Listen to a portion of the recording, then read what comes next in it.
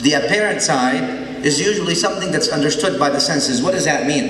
It means you see it, you hear it, you feel it, then that is the apparent side. The non-apparent, non-obvious side is the side that is capacitated by the heart, the mind, and the soul. Again, if at planet Earth that we live on today, your eyes tell you that planet Earth is flat. And as a matter of fact, people had to go to great extent of torture to tell the people that, as you know, Galileo and all these things, they almost hung the guy just because he simply said, you know, this really is not really flat. But anyway, because you look at Earth from an apparent and obvious point of view, then you will judge that Earth is flat. Though, now the non-apparent part about this fact is where the mind, the intellect, the heart and the soul tells you that Earth is not flat. Matter of fact, Earth is oval. Not only that, Earth is not as peaceful as we think it is, because though we live and there's green and there's water and there's birds and all this, but we're living on a shell like this, what geologists call the crust or the crest of Earth. And this crest is underneath, this crest is a boiling magma, thousands of degrees, ready to explode any minute. And sometimes when this magma breathes, it comes out as a volcano. And therefore we shouldn't really sort of feel strange about the saying of Allah Jalla Jalaluhu, Bismillah ar-Rahman ar-Rahim, إِذَا زُلْزِلَتِ الْأَرْضُ زِلْزَالَهَا وَأَخْرَجَتِ الْأَرْضُ. When Earth then brings out its things, وَقَالَ الْإِنسَانِ مَا لَهَا. What happened? People are saying, what's going on? Earth is going to be destroyed. How come all these buildings, all these things, all these infrastructures that we built, all these palaces, all these things, what happened to them? Is it the time for the day of judgment yet? Because we're always thinking that these things, yeah, will come. Ajib. And that's also among the things about the human beings that, subhanAllah, though you see it, but it's almost like a fiction. People see death every single day. People that are close to you die. People around you die. Every single day people die. And if there's any fact about things, is that we will also die. But somehow, we don't live as we are going to die. Well, this is the difference between the one who has faith in Allah subhanahu wa ta'ala and the one who doesn't have faith in Allah subhanahu wa ta'ala. And this is the difference between the one who follows the sunnah of the Prophet sallallahu alayhi wa and the one who doesn't follow the sunnah of the Prophet sallallahu alayhi wa sallam. Otherwise, life is difficult, filled with hardship. Even for the mu'min. But the thing about the mu'min is there's that oasis of spirituality. Now we are in an oasis in the desert. The oasis of the mu'min is the dhikr of Allah subhanahu wa ta'ala. Why? أَلَا بِذِكْرِ اللَّهِ تَطْمَئِنُّ الْقُلُوبِ. The ayah says, when you mention Allah, your heart will come to comfort. Why will your heart come to comfort? Because otherwise things are difficult. The Arab poet says, الْمَرْءُ رهن مصائب لا تنقضي حتى يوارى جسمه في رمسه. Meaning the human being, any human being, rahan, as if you are a hostage to hardships. The minute you're born, you are a hostage to hardships that will affect you. Now everything will be inflicted upon you. رهن مصائب لا تنقضي, and these hardships have no end. You finish from one, you get to a bigger one. You finish from this one, now you have two more. You finish from two, you get three. Finish from three, you get four. هكذا. حتى يوارى جسمه في رمزه, until his body is buried in his grave. This is how life is.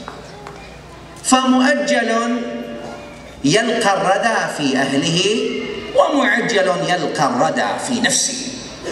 The one who's mu'ajjal means you are delayed. Everyone is going to die.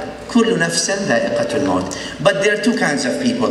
People who will be delayed, whose death will be delayed, and people whose death is not delayed, is made immediate. What's the difference?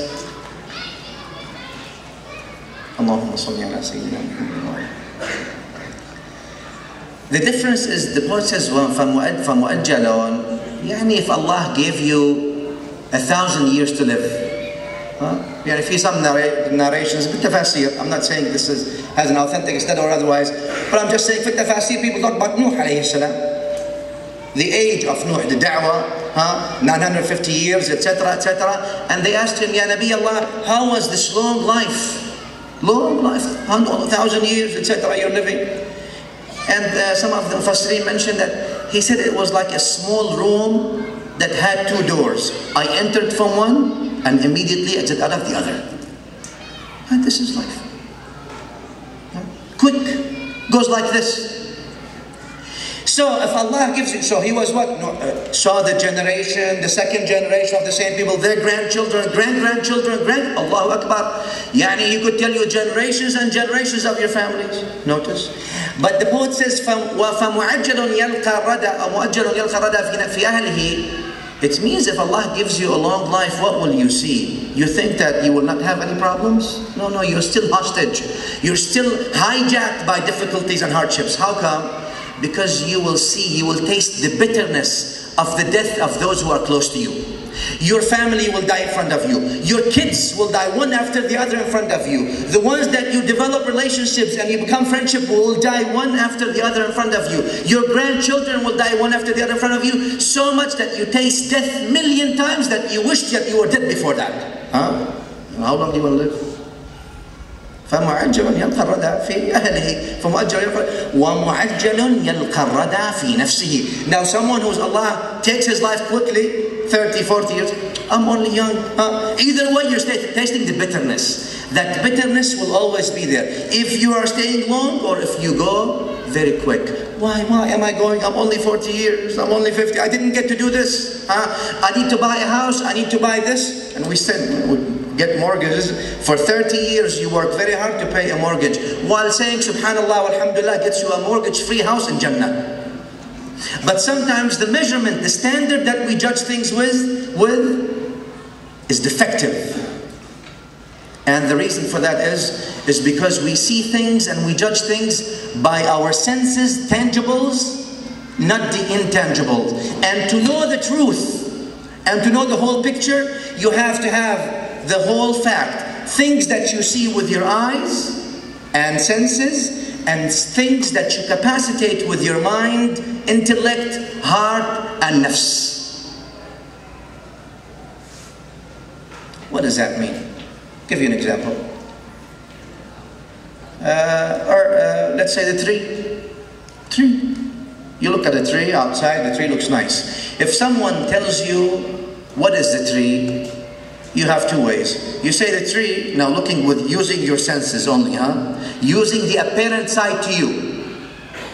And you'll say, well, the tree is a stem and branches and leaves. If anyone says the tree is stem, branches and leaves, they're leaving, of course, the non-apparent side of the tree, which is the most important side of the tree. The non-obvious, the non-apparent, the roots of the tree. The tree consists of roots before. The roots are the ones that dictated what kind of tree this will be. So therefore, in order for us to know the whole truth, we have to combine both visions and both capacities, the apparent and the one that we cannot necessarily see with our senses, but we can capacitate with our mind, heart, and soul. في القلب.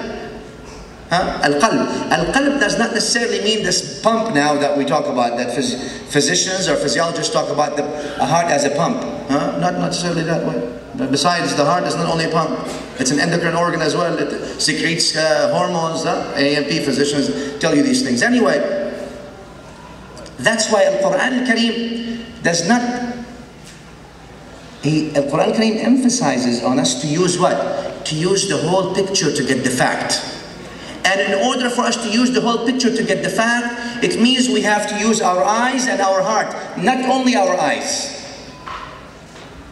And that's why, look at the Quran al-Kareem. Bismillah ar-Rahman ar-Rahim. إِنَّهَا لَا تَعْمَى الْأَبْصَارِ